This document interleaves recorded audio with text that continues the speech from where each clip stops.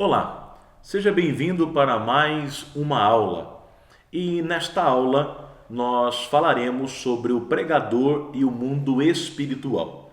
Nós passaremos então em mais 5 aulas, esta em mais 4, falando sobre o pregador e o mundo espiritual. E inicialmente nós queremos falar sobre a vida de comunhão com Deus. Quero deixar para você algumas recomendações sobre a vida de comunhão com Deus.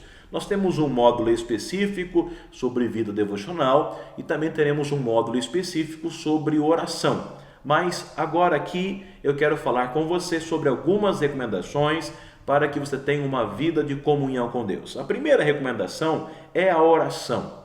Ninguém pode viver uma vida de comunhão com Deus sem orar. O próprio Cristo mantinha o seu momento de intimidade com Deus em oração. O próprio Cristo recomenda que nós fechemos o quarto e tenhamos um momento de comunhão privada com Deus. A Bíblia fala, orai sem cessar. Enfim, muitos são os textos neotestamentários e também veterotestamentários que sinalizam, que fundamentam a importância da vida de oração. Por isso, se você quer manter comunhão com Deus, no seu ministério também, é importante que você ore. A segunda recomendação é a seguinte: ter um reconhecimento da necessidade espiritual. Com o passar do tempo, conforme você vai se tornando um pregador mais maduro, um crente mais maduro, você será tentado em não reconhecer a sua necessidade espiritual, a sua necessidade da oração, a necessidade da leitura da palavra de Deus. E aí entra um grave risco que é o pregador tornar-se um pregador profissional.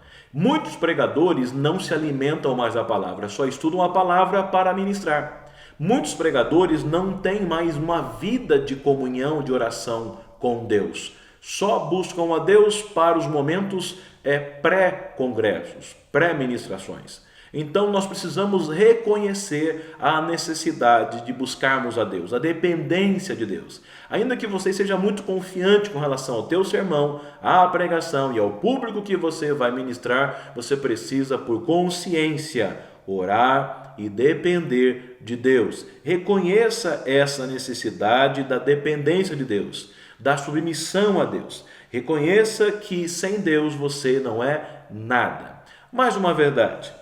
A terceira verdade sobre como mantermos a comunhão com Deus é a leitura piedosa da Bíblia. Nós precisamos diariamente ler a palavra de Deus. E ler a palavra de Deus não só quando temos necessidades, quando temos dificuldades, mas ler a palavra de Deus para alimentar a nossa alma e prevenir problemas. A questão é que lá o salmista no Salmo 1 disse que nós temos que meditar de dia e de noite na palavra. Provérbios fala, compra a sabedoria.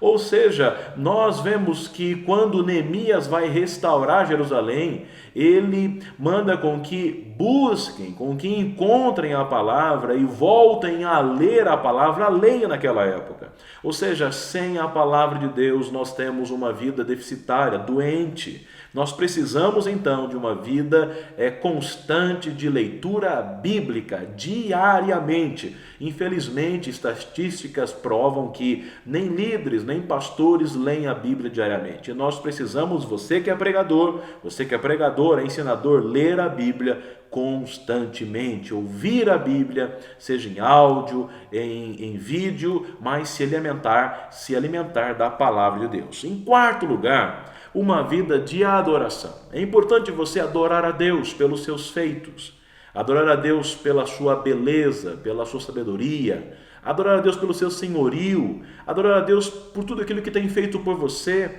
ter um momento de adoração, um momento em que você vai estar ouvindo um hino, vai entoar um hino, vai agradecer a Deus. Adorar é importante e o único ministério que perdurará por toda a eternidade é a adoração.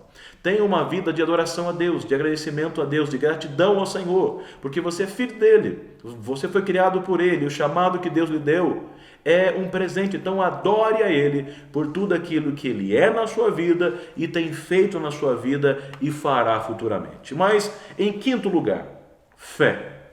É importante você ter uma vida de fé, porque sem fé é impossível agradar a Deus. Com o passar do tempo, com a maturidade, com a experiência, nós vamos nos tornando autossuficientes. E nós esquecemos de usar a fé. Precisamos manter a fé, porque sem fé nós podemos morrer espiritualmente. Por isso, entenda que a leitura bíblica, a oração e esta crença que nasce desse envolvimento com Deus é muito importante. Ter fé de que o Senhor é contigo, ter fé em Deus, na sua existência, na sua soberania, ter fé de que Deus abrirá portas, ter fé que Deus fará milagres. É importante ter fé. Mas em sexto lugar, tenha um desejo ardente de avivamento. Nós precisamos urgentemente de um avivamento. Nós precisamos de um despertamento espiritual. Muitos pregadores estão se tornando frios, muitas igrejas intelectualizadas. E não é só o estudo que nos leva a ser frios. O estudo ele pode ser muito bom, mas para muitos pode ser ruim. Mas certo é que a frieza espiritual vem do afastamento do altar, da vida de oração, da comunhão com a igreja, da ausência do sagrado, do distanciamento de Deus. Nós precisamos acalentar esse desejo genuíno de avivamento para as nossas vidas. Você precisa orar pedindo: Deus, aviva o meu ministério, aviva a minha vida, como diz o profeta menor, aviva a tua obra com o passar dos anos. Nós precisamos manter isso, pedir: Senhor, aviva a tua obra. E o avivamento vem pela palavra e vem pelo mover genuíno e verdadeiro do Espírito Santo. Por isso, em sexto lugar, tem um desejo ardente de avivamento. Mas em sétimo lugar, tem a disposição para ser dirigido e fortalecido pelo Senhor. Você pode ser um teólogo, pode ser um grande estudioso da palavra, pode ser um grande pregador, mas em nome de Jesus, não se fie, não se firme somente em você. Tenha uma disposição em ser dirigido pelo Espírito Santo e fortalecido por Ele. Fortaleça a sua vida, fortaleça o seu ministério no Senhor. Tenha uma vida firmada no Senhor e não deixe que nada venha tirar essa dependência e essa submissão do Senhor.